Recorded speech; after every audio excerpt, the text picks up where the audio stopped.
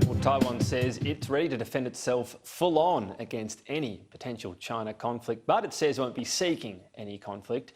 Joining me now is Liberal Senator and also Chair of the Powerful Intelligence and Security Committee, James Paterson, and Labor Senator Kimberley Kitching. Thanks both for your time. I'll begin with you on this, James. The risk of conflict's clearly rising. What do you see as Australia's role from here?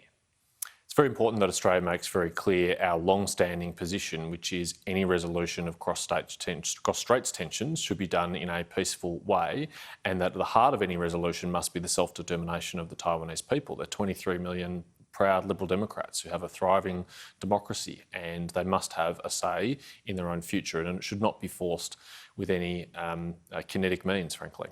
Kimberley, in terms of Taiwan and their position from here, what's your view around what needs to happen from the US point of view? Because they're obviously more important in Australia. Should they set some form of red line that China shouldn't go past? Because otherwise we'll just see, call them what you want, flyovers, sail-bys and so on, ratchet up until the pressure's too much. Look, I think the US obviously is important, and obviously their relationship with the Chinese Communist Party is important.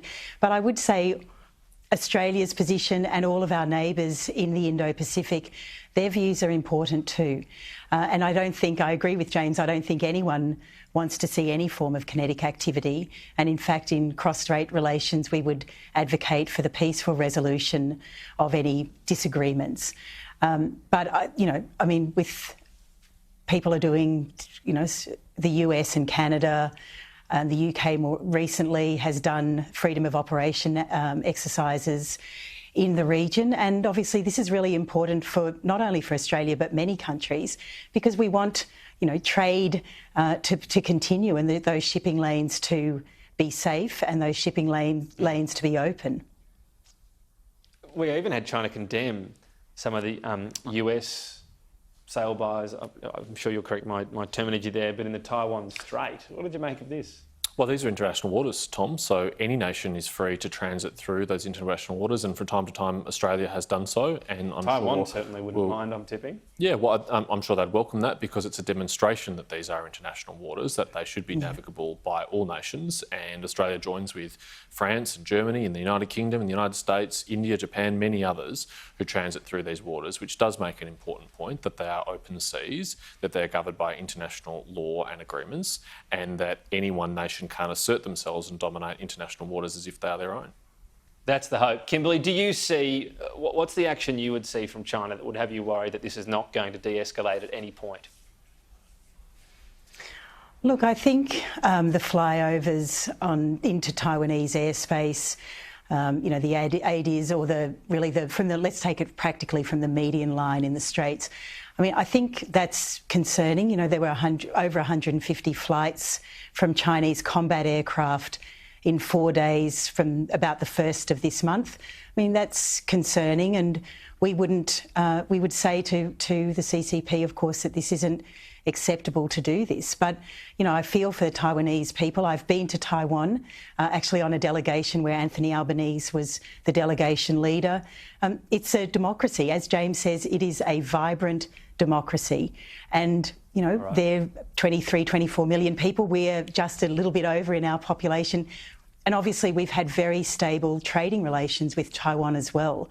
And they've been a good neighbour. In fact, Taiwan donated to the state of Victoria 500,000 pieces of PPE at a time when, remember, state actors were taking PPE offshore back to China, but Taiwan donated 500,000 pieces of PPE. I think they've been a great neighbour. Okay, I just want to get one more topic. Net zero, we've just had your colleague Jason Polinsky say that in his view, net zero should be a view of the joint coalition party room. The Prime Minister should canvass opinions and then take what he believes is the consensus view to Cabinet. Do you agree with that? A joint coalition decision rather than the Nats having a veto right?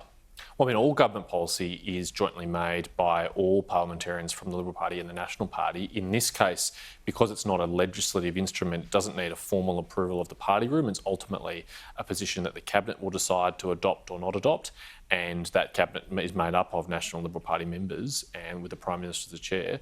We're methodically working through these issues. So entirely up to Cabinet in your view? Well, I mean, with a canvassing of opinion.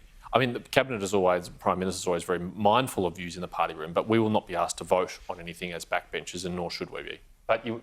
Through that sense, then the Nats they don't have this veto right. They can't just scuttle things of their own volition. Well, they're obviously an important part of the coalition, but they have a proportional part of the coalition as well, and don't dictate and shouldn't dictate policy against the rest of the government. Kimberley, just in 30 seconds, are you hoping something gets through here, or are you barracking for dysfunction? No, I think that Australia needs this. I think the Labor caucus has been onto this for years and years and years. So, I mean, it's good that the government is doing that. I think the Nats will use their sort of increased bargaining position at this point in time to try to extract more promises, extract more money. Of course, we're seeing, the debt train of debt. The debt, go out of control, really, I think. But the Nats are going to negotiate for that, I think. Yeah. We'll see. Kimberley, James, good to finally talk to the two of you, one of you in person. I'm sure you'll be back here soon enough. Kimberley, thank you. I shall.